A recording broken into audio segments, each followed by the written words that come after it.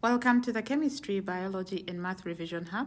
Today we are doing the Pearson Edexcel International A-Level Biology Unit 6, potential questions for any Unit 6 paper. Let's begin with the first part. Here I began by looking at a reminder for the question that asks you to describe how your results should be recorded, presented and analyzed in order to draw conclusions from your investigation. This is usually question 4C. You are not required to draw the table or a graph, but you need to clarify. In my case, I choose to draw the table. A typical answer should be as below. Present data in a table with a heading, labels, and units, and repeat the experiment and include a column for the mean. Then use the tabulated mean data and draw a suitable graph with a heading, labels, and units. Then use a suitable statistical test like Spearman's or Pearson's to make conclusions about obtained results. So some students may find it hard to clearly express themselves. Then those can choose to draw a well-labeled table with units, but you are not required to include any results in the table or in the graph. You also need to remember that when working with organisms, please take into account the ethical issues of using these organisms for experimentation. In one of the questions, they ask you about possible limitations. So here you need to think deeper about the experiment to find out the hindrances faced during the experiment. For example, you could say, it could be hard to maintain aseptic conditions, or it is difficult to measure the volume of a gas, or it is difficult to control the humidity, or it is difficult to control the age of the seeds. That could be a suitable answer. When we go to preliminary practical work, the purpose of this is to find out suitable conditions for the experiment, finding out how the independent variable can be varied, finding out the suitable conditions for carrying out the experiment, and these are for the variables other than the independent variable, and how you are going to ensure that they remain constant during the investigation. These variables may include pH, temperature, and so on. Finding the optimum pH for that experiment or the optimum temperature. During this time, you're also required to find out the time for which the experiment can be carried out in order to obtain results. You're also required to find out ways to measure the dependent variable. These are ways to measure the results of the experiment. You will need to refer back to topics from AS, so please revisit the structure of cellulose versus that of starch. Why is starch a suitable storage molecule? Transport across membranes. Formation of a blood clot. I advise that you go through the AS practical book just to remind yourselves of the few practicals like mitosis and so on, because this could be asked in Unit 6 as well. When we go through the general introduction, the general methodology could include writing your methodology as detailed as you can, not as listed points. You need to state the dependent variable as well as the independent variable. And in experimentation, set up at least 5 different experiments in which the independent variable is varied or it changes. Write the method you would use to measure the dependent variable and how long the experiment is going to be carried out. You need to state the variables that can be controlled and how you are going to control them. For example, temperature could be controlled using a water bath or using a thermostatically controlled water bath. And in some experiments, they could allow controlling temperature using a fan and so on, if it's going to be carried out in a specific room. You can also control pH using a buffer. You can control light intensity by ensuring that the experiment is carried out in a dark place with the light only coming from one direction and one source. You need to repeat the experiment at the same conditions and calculate the mean in order to establish validity. Now, variables that can be controlled in experiment include abiotic variables, which include, like I already said, temperature, pH, light intensity, oxygen availability, and so on. So measure temperature using a thermometer, light intensity using light meters, oxygen levels using a digital oxygen probe, and pH using a pH meter. Moving on to the variables other than the independent variables, they can ask what effect variables other than the independent variable would have on the experiment if they are not controlled. You need to identify the variable and how its effects are going to affect the reaction or the experiment. For example, temperature, if it's not controlled, the enzymes can be denatured and the reaction will not continue, therefore the results will not be valid. If pH is not controlled, the pH is going to change and the enzymes will be denatured and the experimental results will not be valid. If light intensity is not controlled, then as the independent variable is varied, different experiments may be exposed to different light intensities, causing different responses, and so the results will not be valid. The same applies for wavelength. If it's not controlled, then the experiment is going to be exposed to different wavelengths and the results will not be valid. When we go to experiments involving statistical analysis, please learn to state the null hypothesis, practice answering questions with suggestions for improvements that could be made in an investigation, then revisit the rate of enzyme activity on processes like digestion of starch by amylase and so on. Put a lot of emphasis on the description of the preliminary practical work like I already said, and learn how to draw graphs correctly in presenting your data if the data is given. They can ask you to draw bar graphs or line graphs, and in that case, it could be required to show validity by putting error bars. Practice calculations with statistical tests, the student t-test, the chi-square test, and Spearman's rank correlation. Revisit how to read the respirometer and all the different lung volumes, and you should also learn to use that to calculate the breathing rate. For a statistical question, when data is presented, learn how to present the raw data in a table and put the means if required. The headings as well as the labels and units should be included because you will use this to draw a bar graph. Common experiments include: describe an experiment to investigate the effect of a plant extract on the growth rate of the pollen tube. Describe an experiment to study the effect of temperature on the rate of respiration of germinating seeds or small invertebrates and determine the respiratory quotient. This question is very common and it has come more than once. So you need to review the practical experiment of using a respirometer, but when you do that, you need to use our general methodology for describing the experiment in case it comes in an exam. Number 3, describe an experiment to investigate the effect of plant extracts on microbial growth. And number 4, describe an experiment to investigate the effect of different antimicrobials like antibiotics on bacterial growth. Number 5, describe an experiment to study the effect of conditions like temperature, pH, and other conditions on the germination of seeds. Number 6, describe an experiment to measure the tensile strength of different plant fibers extracted from different plants. This is also a common question, so you need to revisit Core Practical 8 for this. When you get to 7, describe an experiment to determine the content of vitamin C in a fruit or juice sample. Describe an experiment to investigate the effect of touching gills of a sea slug on the time taken for the gills to re-emerge. That is about habituation. And 10, describe an experiment to compare the water potential of tissues from 2 types of tubers. That could be about diffusion. Describe an experiment to investigate the effect of applying insecticide on plant growth. You could apply insecticide on some and apply water on the other and measure the length of leaves or the internode. Question 12, describe an experiment to determine the effect of light intensity on the rate of photosynthesis. This could work mainly for water plants. Question 13, describe an experiment to investigate the effect of different wavelengths or temperature or light intensity or carbon dioxide concentration on the rate of photosynthesis of a water plant.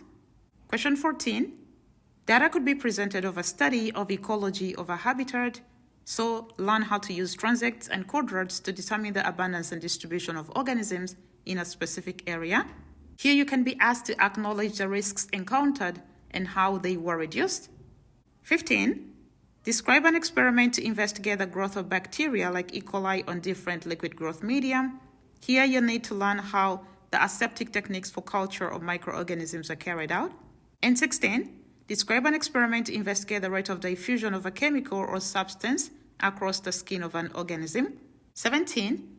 Describe an experiment to investigate the effect of iron concentration in the soil on the germination of seeds or grains. 18. Describe or design an experiment to investigate the effect of touching an organism on its ability to withdraw a body part. Of course, this is a similar experiment, and that is about habituation. 19. Describe an experiment to investigate the effect of caffeine concentration on heart rate of an organism. And 20, describe an experiment to investigate the effect of plant growth regulator like gibberellin on the production of amylase by germinating cereal. 21, describe an experiment to investigate the effect of repeated touch stimulation of earthworms in bright light and in dim light.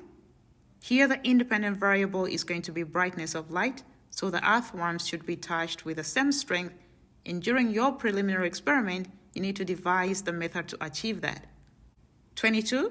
Devise an experiment to investigate the effect of mineral ions on the rate of hatching of brine shrimp eggs. 23. Describe an experiment to investigate the effect of adding a mineral ion like zinc on the growth of a plant. 24. Describe an experiment to show the effect of varying the concentration of a plant growth regulator on the rate of plant growth. In 25, describe an experiment to investigate the relationship between mitotic index and the yield of grain in different plants. Question 26, describe an experiment to investigate the effect of enzyme concentration on the rate of hydrolysis of a substrate. So here you need to revisit enzymes from AS and how they work. Question 27, describe an experiment to investigate the effect of water presence on the number of flowers on clover plants. Question 28, describe an investigation to study the effect of light intensity on the abundance of a species of plant. Question 29, describe an experiment to investigate which plant extracts contain the highest concentration of antimicrobial properties. Question 30, describe an experiment to show the effect of detergent concentration on membrane permeability. Question 31, describe an experiment to investigate the effectiveness of inhibitors on porphyrin production by animal or plant cells. 32, describe how to amplify DNA using PCR technique. Here you need to fully understand why temperatures are varied because you have to explain that. Describe how to use data from spirometer traces to compare breathing when lying down and when sitting on a chair. 34, describe an investigation to investigate the effect of selective weed killers in a field containing cereal plants and broad-leaved weeds. Remember that these kill the broad-leaved weeds but do not harm the cereals. Question 35. Design an investigation to discover the minimum amount of ethanol needed to inhibit growth of a specific bacterium. 36. Describe an experiment to quantitatively investigate into the variables affecting the permeability of beetroot cell membranes. Here you are required to use a calorimeter because it's a quantitative investigation. So you can be asked about microscopic techniques of observing organisms and counting the number of bacteria, including the methods for calculating the growth rate constant. So please revisit topic 6A about cell counts using a hemocytometer, optical methods, dilution plating, and so on. You need to fully understand the optical density method and how it can be accompanied by using a hemocytometer to know the concentration of cells. So fully understand how the optical density method works. It's in your textbook, page 99 to 100. Also revisit fungal culture and the methods that can be used to perfect growth conditions by measuring the area of mycelium or mass of the fungi. This is on page 101. You must fully understand the description of aseptic microbial culture techniques and the methods used to apply antimicrobials if necessary. You also need to fully understand Core Practical 17 about the effects of exercise on tidal volume, breathing rate, oxygen consumption using data from spirometer traces. Here I have included a question that came recently. This question was about using the chi-square test. Zebrafish were attracted to the different colors, some to the red and some to the green. So because this experiment had 72 of them at the beginning, the assumption is that 36 will go to the green and 36 will go to the red. However, 44 prefer the green area, while 28 prefer the red area. So my interest here is on using the chi-square test because some students said they were not provided with the expected value. So you can see in my calculation here, for the green we have observed minus expected divided by expected. My expected were 36 because there were 72 in total. 36 were expected to go to each of the light. However, to one 44 went and to the other 28 went. So please just look through and ensure you fully understand this because they could bring something similar and you could lose marks because of that. The rest is similar to how most of these questions are usually presented. So I just put that so that you can know sometimes the expected value may not be provided directly, but you can calculate it on your own. Here I have included some practicals. This is practical 10 about investigating the effects of light intensity, light wavelength, temperature, availability of carbon dioxide on the rate of photosynthesis. And this is using an aquatic plant, so please revisit this and go through this experiment because any of these could be asked. Like this experiment about photosynthesis, it's a very common one. So you can see where the light source is going to come from. The aluminum foil is there in order to shield so that there is only one source of light, controlling the light that the plant is exposed to. We can see there is a syringe, and in this case, because we have production of oxygen, the syringe is collecting the volume of gas produced. Here they put sodium hydrogen carbonate. It's going to provide the carbon dioxide required for photosynthesis, and they use the colorless filters in order to provide the right wavelength. So please go through this. The same thing applies with temperature. So when you're varying temperature, then you have to keep the other conditions constant. Here we are looking at carbon dioxide. So in this case, if you're looking at the concentration of CO2, then you're going to vary the concentration of CO2 by putting different masses of sodium hydrogen carbonate into the liquid or the water that the water plant is placed in. When we go to core practical 11, this is carrying out a study of ecology of a habitat, such as using quadrats and transects to determine the distribution and abundance of organisms and measuring abiotic factors appropriate to the habitat. So the measurable abiotic factors are usually light intensity, or you could measure the iron concentration in the soil or the pH of the soil and comparing it with the results of the experiment. So please go through this. The next experiment is called Practical 12 to investigate the effect of temperature on the development of organisms such as seedlings growth rates or branch shrimp hatch rates, taking into account, of course, the ethical issues using organisms. You have to be careful when you're working with them. Ensure that if you're varying the temperature, then you have to work at least 5 different temperatures. Find a way of introducing the brine shrimp eggs into the salt water and ensure that the concentration of salt is the same in all experiments. The only variable here should be the temperature. This can also be carried out using seedlings. And here you observe the number of germinated seeds at each temperature. This is the experiment for observing the number of organisms in a liquid culture using optical density. So please remember to revisit these, how you use the colorimeter and how the sample has to be prepared in order to be able to describe this experiment appropriately. The next part here, we see an extension that is related to absorbance. They could ask you to describe this as well. For practical 14, this is about investigating the effect of different antibiotics on bacteria.